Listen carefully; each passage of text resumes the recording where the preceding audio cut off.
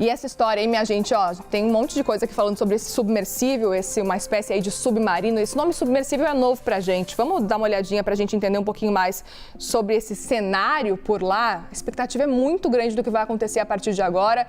Lembrando, né, são menos de 24 horas que eles têm aí podendo respirar dentro desse... Você ia topar respirar nesse espaço aqui fechadinho? A gente mostrou há pouco agora a reportagem, que é um espaço minúsculo, que cabe até 5 pessoas. Tem 5 pessoas presas lá. A gente não sabe qual que é a situação delas, se elas estão realmente conseguindo respirar.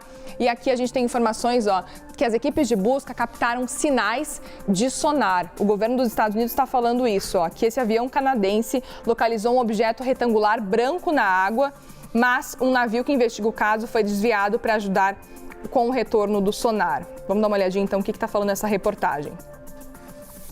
4 horas depois dos dispositivos do sonar adicionais serem implantados, retornos ainda eram captados. Só que não ficou claro o horário em que isso aconteceu ou por quanto tempo, com base nesse documento.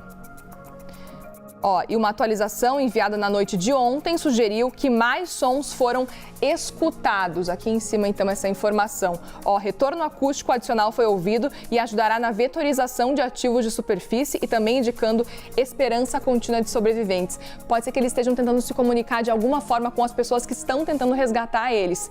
Pode ser também só algum outro barulho que está vindo lá do mar, mas, claro, a expectativa é de que seja assim, eles vivos, né, tentando se comunicar com quem está tentando salvá-los. Aqui a gente fica de olho no que está acontecendo. Inclusive, ó, tem uma explicação bonitinha aqui no nosso site para você entender o caso. A expedição começou com uma jornada de 740 quilômetros até o local do naufrágio, na fase do Titanic, lembrando, né, que fica a cerca de 1.448 quilômetros da costa de Cape Cod, Massachusetts, nos Estados Unidos. Para a gente ter uma ideia, tá? Eles saíram aqui, então, do passeio. E os destroços do Titanic estão aqui, ó. Eles têm que viajar até aqui, no caso de navio, que é como eles fizeram, navio, barco, enfim. E aí, daqui, eles têm que descer, naquela profundidade que a gente já estava falando antes. Uma superfície muito, muito grande.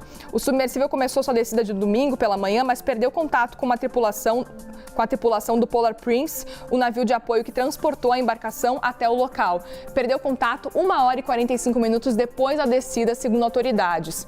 A Guarda Costeira dos Estados Unidos foi alertada de que o submersível estava atrasado, aí lançou buscas na superfície e uma aeronave para iniciar as buscas aéreas e de radar.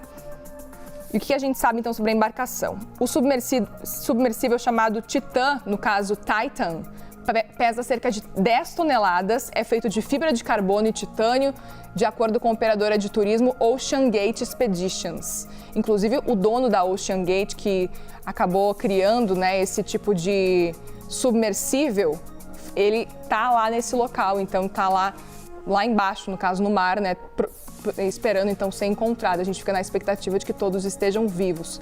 A embarcação tem cerca de 6 metros, tem suporte de vida de até 96 horas, de acordo com o site Ocean Gate.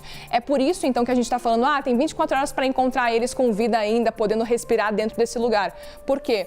Porque segundo o site da Ocean Gate, que é a empresa que cuida, então, responsável por esse tipo de submersível, eles têm até 96 horas podendo respirar lá dentro. Essa é uma das diferenças do submarino para o submersível, para a gente entender um pouco mais. O submarino tem um tempo muito maior, podendo respirar de oxigênio mesmo lá dentro, caso dê algum problema. Agora, o submersível não, tem esse limite de 96 horas. Os destroços do Titanic, descobertos em 85, estão divididos em 2 partes no fundo do oceano, cerca de 4 quilômetros abaixo da superfície. Quem está a bordo? 5 pessoas estão a bordo desse submersível.